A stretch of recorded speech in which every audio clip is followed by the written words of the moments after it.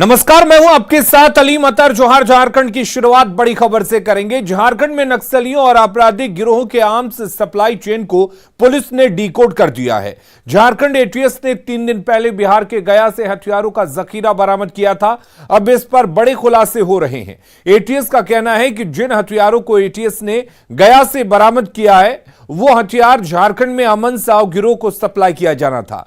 पूछताछ में इस बात के भी पुख्ता सबूत मिले हैं कि इन हथियारों को आपराधिक संगठनों और नक्सलियों को अमन साव गैंग द्वारा सप्लाई किया जाना था। वहीं पुलिस मुख्यालय ने इस पूरे मामले पर कहा कि अमन साव और अमन श्रीवास्तव गिरोह का inter state arms supplier gang से कनेक्शन है, जिस कारण एटीएस की अब इन गिरोह के सदस्यों पर पैनी नजर है। अमन साव का झारखंड में हथियार आपूर्ति का मिडिलमैन बनना पुलिस के लिए खतरे की घंटी है, क्योंकि इसका इंटरनेशनल कनेक्शन भी मिल रहा है।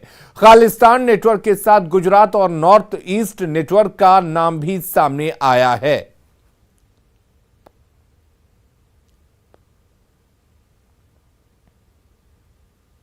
और में जो एटीएस के द्वारा गिरफ्तारी की गई थी उसमें जो लोग गिरफ्तार हुए थे वो विभिन्न आपराधिक गिरोहों को, अमन साव गिरोह को, अमन श्रीवास्तव गिरोह को, जो अन्य यहाँ पे और भी गिरोह शामिल है उनको भी हथियार देते रहे और माओवादियों को भी हथियार उनके द्वारा दिया जाता था। तो जो लोग भी हथियार के अवैध हथियार की आपूर्ति में शामिल हैं उनके विरुद्ध हम लोग गहनता से सूचना का संकलन कर रहे हैं और जो लोग उसमें शामिल हैं उनकी गिरफ्तारी। जो लोग भी उसके गिरोह में शामिल हैं, चाहे अमन साहू का गिरोह हो या बाकी अन्य गिरोह, सभी गिरोहों पे लगातार हम लोग कार्रवाई कर रहे हैं और जो लोग भी उसमें शामिल हैं उनको हम लोग सजा करवा पाए, उसको उसके विरुद्ध ठोस साक्ष्य का संकलन करके उसको विभिन्न कांडों में सजा हो, इसका प्रयास हम लोग लगातार कर रहे हैं। हम लोग अमन श्रीवास्तव की गिरफ्तारी के लिए भी कार्य कर रहे हैं और निश्चित तौर पे हम लोग करेंगे। चाहे वो अमन साहू का गिरोह हो, अमन साहू का गिरोह हो या अमन श्रीवास्तव का गिरोह हो, उन सभी के खिलाफ पुलिस के द्वारा, एटीएस के द्वारा खासकर विगत दिनों में लगातार कार्रवाई की गई और कई सारे इंटर स्टेट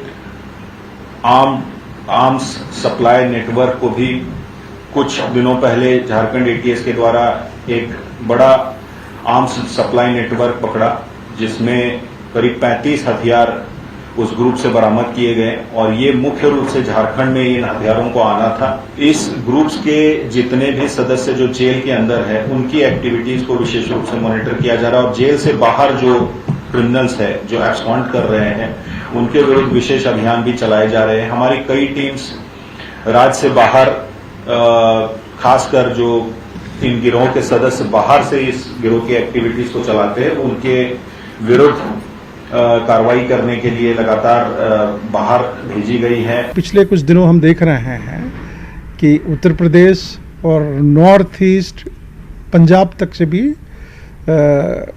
लोग पकड़े जा रहे हैं, सप्लायर्स, हथियार के सप्लायर्स। तो एक चिंता का विषय ज़रूर होना चाहिए। दूसरी बात मैं ये कहना चाह रहा था कि अमन साव गैंग, अमन साव का नाम एक उभरा है और पुलिस के सूत्रों से ये भी पता चला है कि कई लोग पकड़े गए हैं जो अमन साव के नाम पे वसूली करते रहे हैं।